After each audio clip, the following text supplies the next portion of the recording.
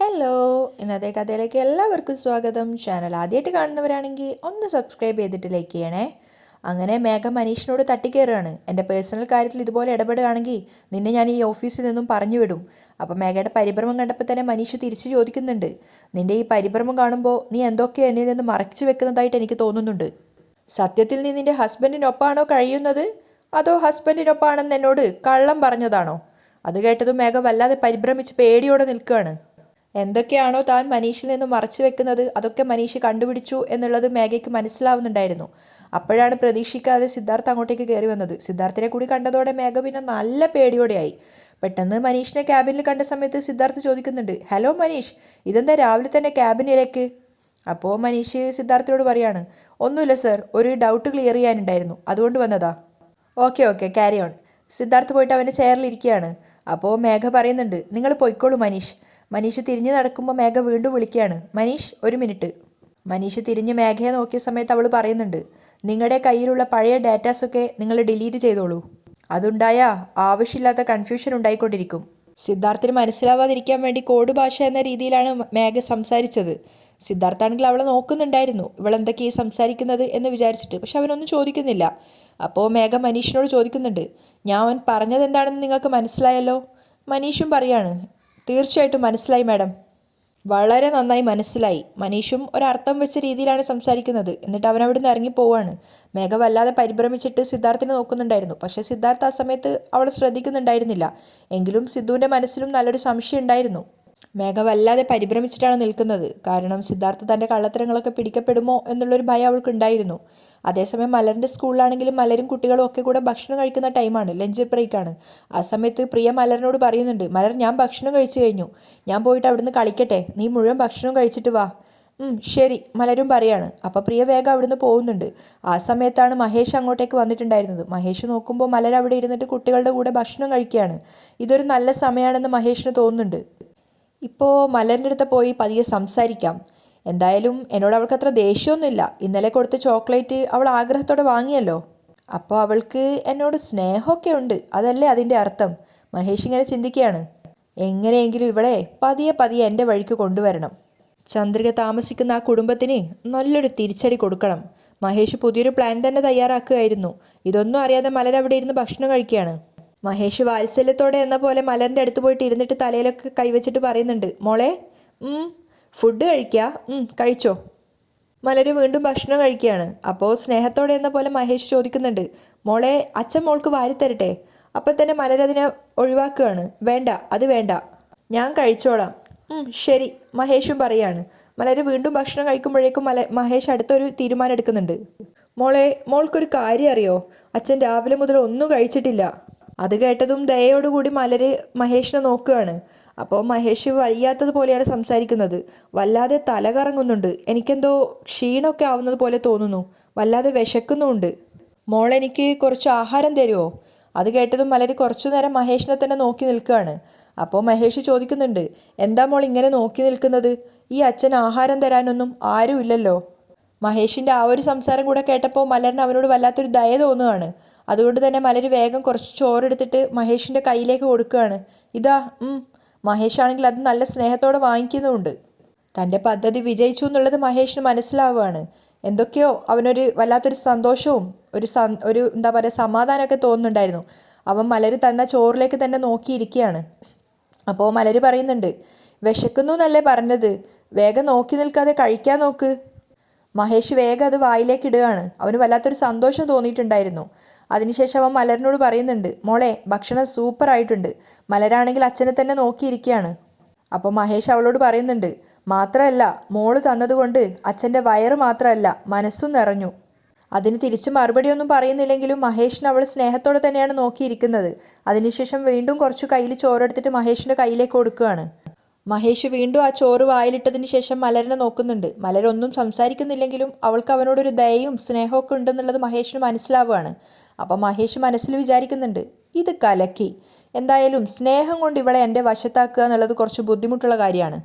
പക്ഷേ ഈ സഹതാപം കൊണ്ട് വളരെ ഈസി ആയിട്ട് അവൾ എൻ്റെ വഴിക്ക് വന്നു. ഇതാ കഴിച്ചോ.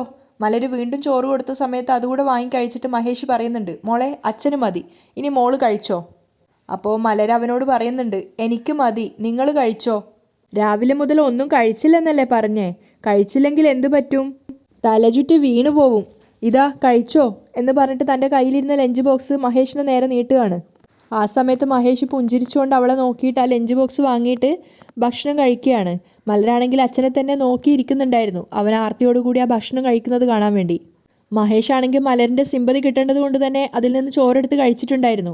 കുറച്ച് കഴിച്ചതിന് ശേഷം അവൻ പറയാണ്, മോളെ അച്ഛന് മതി, ദാ മോള് കഴിച്ചോ എന്ന് പറഞ്ഞ് വീണ്ടും ലഞ്ച് ബോക്സ് അവൾക്ക് നീട്ടുന്ന സമയത്ത് അവളത് കഴിക്കുകയാണ്. ആ സമയത്ത് പെട്ടെന്ന് മഹേഷിന് തൊണ്ടയിലേക്ക് ഭക്ഷണം കുരുങ്ങുകയാണ്. അതുകൊണ്ട് തന്നെ അവൻ ചുമച്ചുകൊണ്ടേ ഇരിക്കുന്നുണ്ടായിരുന്നു. പെട്ടെന്ന് തന്നെ മലര് വേഗം അവളുടെ കയ്യിലിരുന്ന വാട്ടർ ബോട്ടിലിൽ നിന്നും വെള്ളം എടുത്ത് അവന് നേരെ നീട്ടുകയാണ്.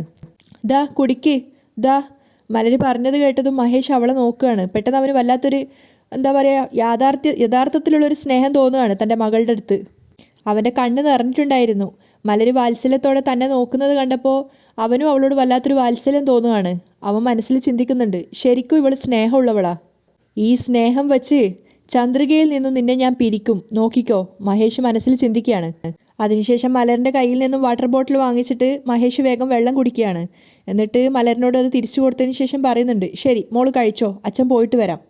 എന്നിട്ട് അവളുടെ കവിളിൽ തഴുകിയതിന് ശേഷം ബായ് എന്നൊക്കെ പറയാണ്. തിരിച്ച് മലരും ആ സമയത്ത് പ്രതികരിക്കുന്നുണ്ട്, ശരി പോയിട്ട് വാ. അങ്ങനെ മലറിനോട് യാത്ര പറഞ്ഞ് അവളെ തന്നെ തിരിഞ്ഞ് തിരിഞ്ഞ് നോക്കിക്കൊണ്ടേ മഹേഷ് അവിടുന്ന് പോവുകയാണ്. മലരും തിരിഞ്ഞ് അച്ഛനെ നോക്കി തന്നെ നിൽക്കുന്നുണ്ടായിരുന്നു. മഹേഷിന് ശരിക്കും പറഞ്ഞാൽ വല്ലാത്തൊരു സന്തോഷം തോന്നുന്നുണ്ടായിരുന്നു. കാരണം അവൻ്റെ പുതിയൊരു പ്ലാൻ വർക്കൗട്ടായി എന്നുള്ളത് അവന് മനസ്സിലാവുകയാണ്. അതേസമയം ഓഫീസിലാണ് ചന്ദ്രിക ഉണ്ടായിരുന്നത്. അവൾ ഡിസൈൻ വരച്ചുകൊണ്ടിരിക്കുന്ന തിരക്കിലാണ്. ആ സമയത്ത് HR വന്നിട്ട് ചന്ദ്രികയോട് ചോദിക്കുന്നുണ്ട്, എന്താ ചന്ദ്രിക, പറഞ്ഞ ഡിസൈൻസൊക്കെ വർക്ക് ചെയ്തെടുത്തോ? ഇല്ല സർ, വർക്ക് ചെയ്തുകൊണ്ടിരിക്കുകയാണ് സർ. അപ്പോൾ അയാൾ പറയുന്നുണ്ട്, വർക്ക് തീർന്ന ഉടനെ സിദ്ധു സാറിൻ്റെ കയ്യിൽ നിന്നും അപ്രൂവൽ വാങ്ങിയിട്ട് എനിക്ക് അയച്ചേക്ക്. ചന്ദ്രികയും അത് അംഗീകരിക്കുന്നുണ്ടായിരുന്നു. ആ സമയത്താണ് ചന്ദ്രികയ്ക്ക് അനുവിൻ്റെ കോൾ വരുന്നത്. അവൾ കോൾ എടുത്തിട്ട് ചോദിക്കുന്നുണ്ട്, എന്താ അനു? അപ്പോൾ അനു ചോദിക്കുന്നുണ്ട്, എന്താ ചന്ദ്രിക ഓഫീസിലാണോ? അതെ ഓഫീസിലാണ് ഉള്ളത്, എന്താ പെട്ടെന്ന് ഫോൺ വിളിച്ചത്? അപ്പോൾ അനു പറയുന്നുണ്ട്, വെറുതെ ഞാൻ ശല്യം ചെയ്യില്ലല്ലോ, ഒരു പ്രധാനപ്പെട്ട കാര്യമുണ്ട്, അത് പറയാനാണ് ഞാൻ വിളിച്ചത്. അപ്പോൾ ചന്ദ്രിക ചോദിക്കുന്നുണ്ട്, എന്താ കാര്യം? ഷോപ്പിങ്ങിന് പോയാലോ എന്ന് ഞാൻ സിദ്ധുവിനോട് ചോദിച്ചു. ഉടനെ അദ്ദേഹം ഓടി വന്നു. അനുവിൻ്റെ സംസാരം കേട്ടതും ചന്ദ്രിക ആകെ ഡെസ്പാവുകയാണ്. അവളിങ്ങനെ അമ്പരന്ന് നിൽക്കുന്നുണ്ടായിരുന്നു. അപ്പോൾ അനു പറയാണ്, എനിക്ക് വിശ്വസിക്കാനേ പറ്റിയില്ല, അറിയോ, ഞാനിപ്പോൾ അദ്ദേഹത്തോടൊപ്പം മോളിൽ ഷോപ്പിങ്ങിലാണ്. അത് കേട്ടതും ചന്ദ്രിക ആകെ ഇങ്ങനെ വിശ്വസിക്കാനാവാത്തൊരവസ്ഥയിലിരിക്കുകയാണ്. അനു വല്ലാത്തൊരു കുസൃതിയോടുകൂടി ചിരിക്കുകയാണ്. ആ സമയത്ത് ചന്ദ്രിക കുറച്ച് ദേഷ്യത്തോടെ സംസാരിക്കുന്നുണ്ട്, വെറുതെ ഓരോന്ന് പറയാതെ അനു, സിദ്ധു സാറ് നിൻ്റെ കൂടെ ഷോപ്പിങ്ങിന് വരുമെന്നോ? ഉറപ്പായിട്ടും വരില്ല, അദ്ദേഹം എത്രമാത്രം ബിസി ആയിട്ടുള്ള ആളാണെന്നറിയോ? അപ്പോൾ ഞാൻ പറഞ്ഞത് നിനക്ക് വിശ്വാസമായിട്ടില്ല. ശരി, വിശ്വസിക്കേണ്ട, നീ സിദ്ധു സാറിനോട് തന്നെ നേരിട്ട് ചോദിച്ചോ. പിന്നെ മറ്റൊരു കാര്യം കൂടിയുണ്ട്, ഞങ്ങൾ രണ്ടുപേരും ഷോപ്പിംഗ് കഴിഞ്ഞ് നേരെ റെസ്റ്റോറൻറ്റിലേക്ക് പോകാൻ പോവുക. ഇന്ന് ലഞ്ച് സിദ്ധു സാറിൻ്റെ കൂടെയാ. അതൊക്കെ കേട്ടപ്പോൾ ചന്ദ്രയ്ക്ക് വിശ്വസിക്കാനേ പറ്റുന്നില്ല. അവളിങ്ങനെ കേട്ടത് വിശ്വസിക്കാനാവാതെ ഇരിക്കുകയാണ്. അപ്പോൾ അനു പറയുന്നുണ്ട്, ഞാൻ നെയ്റ്റ് വിളിച്ച് ബാക്കി വിശേഷങ്ങളൊക്കെ പറയാം, ബായ്. അവൾ കോള് കട്ട് ചെയ്തപ്പോഴേക്കും ചന്ദ്രിക ആകെ ടെൻഷനായിരിക്കുകയായിരുന്നു. ചന്ദ്രിക ചിന്തിക്കുന്നുണ്ട്, ഇതെന്താ സിദ്ധു സാറിനൊപ്പം ഷോപ്പ് ചെയ്യുകയാണെന്നൊക്കെ പറയുന്നു. സിദ്ധു സാറ് ഇവളെ വിളിച്ചാലൊന്നും അങ്ങനെ പോവില്ലല്ലോ, ചിലപ്പോൾ വെറുതെ തമാശയ്ക്ക് പറഞ്ഞതായിരിക്കും എന്നൊക്കെ സ്വയം ആശ്വസിക്കാൻ ചന്ദ്രിക ശ്രമിക്കുന്നുണ്ടെങ്കിലും അവൾക്കതിന് സാധിക്കുന്നുണ്ടായിരുന്നില്ല. അവൾ ആകെ ഡിസ്റ്റർബ്ഡ് ആയിരുന്നു. അങ്ങനെ ഡിസൈൻസ് വേഗം കംപ്ലീറ്റ് ആക്കി ആ ഫയലുമായിട്ട് ചന്ദ്രിക സിദ്ധാർത്ഥിൻ്റെ ക്യാബിനിലേക്ക് പോയിട്ടുണ്ടായിരുന്നു. സിദ്ധാർത്ഥ് അവിടെ ഉണ്ടോ നോക്കാൻ വേണ്ടിയിട്ട്, കാരണം അപ്രൂവലും വാങ്ങിക്കണമല്ലോ. പക്ഷേ ആ ക്യാബിനിലെത്തിയ സമയത്ത് സിദ്ധാർത്ഥും മേഘ അവിടെ ഉണ്ടായിട്ടില്ല. അപ്പോഴേക്കും ചന്ദ്രികയുടെ മനസ്സിൽ അനുവിൻ്റെ ആ വാക്കുകൾ തന്നെ വരികയാണ്. ഷോപ്പിങ്ങിന് പോയാലോ എന്ന് ഞാൻ സിദ്ധുവിനോട് ചോദിച്ചു. അപ്പോൾ തന്നെ അദ്ദേഹം വന്നു. അപ്പോൾ ചന്ദ്രിക ഡെസ്പായിട്ട് ചിന്തിക്കുന്നുണ്ട്, ഇനിയിപ്പോൾ അനു പറഞ്ഞതുപോലെ സിദ്ധു സാറ് അവളുടെ കൂടെ ഷോപ്പിങ്ങിന് പോയിട്ടുണ്ടാവുമോ? അതൊന്നുമില്ല, സിദ്ധു സാർ അങ്ങനെ ഒരാളല്ല. അവൾ സ്വയം സമാധാനിക്കാൻ ശ്രമിക്കുകയാണ്. എങ്കിലും സിദ്ധാർത്ഥിൻ്റെ ക്യാബിനിൽ അവനെ കാണാഞ്ഞത് അവളെ വല്ലാതെ ഡിസ്റ്റർബ് ചെയ്യുന്നുണ്ടായിരുന്നു. ചന്ദ്രിക തിരിച്ചു വന്ന് അവളുടെ ക്യാബിനിൽ ഇരുന്നതിന് ശേഷം ആകെ ഡിസ്റ്റർബ്ഡ് ആയിട്ടാണുള്ളത്. അവൾ ഗീതയോട് ചോദിക്കുന്നുണ്ട്, ഗീത, സിദ്ധു സാർ ഇന്ന് ഓഫീസിൽ വരുമോ? ആ, ഉറപ്പായിട്ടും വരേണ്ടതാണ്, അദ്ദേഹം അപ്രൂവ് ചെയ്യേണ്ട ഡിസൈൻസ് ഒരുപാടുണ്ട്. അപ്പോഴാണ് ചന്ദ്രയ്ക്ക് സമാധാനമായത്. അപ്പോൾ ഗീത പറയുന്നുണ്ട്, അദ്ദേഹം വരാനാ ഞാനും വെയിറ്റ് ചെയ്യുന്നത്. പക്ഷേ അപ്പോഴും ചന്ദ്രികയുടെ ഉള്ളിലൊരു കുശുമ്പ് നിറയുന്നുണ്ടായിരുന്നു. ഇനി അനുവിൻ്റെ കൂടെ ആയിരിക്കും സിദ്ധാർത്ഥ് എന്ന് വിചാരിച്ചിട്ട്. ആ സമയത്താണ് HR വിളിച്ചിട്ട് ചന്ദ്രികയോട് ചോദിക്കുന്നത്, ഡിസൈൻസൊക്കെ സിദ്ധാർത്ഥ് സാറിനെ കാണിച്ച് അപ്രൂവൽ വാങ്ങിയോ?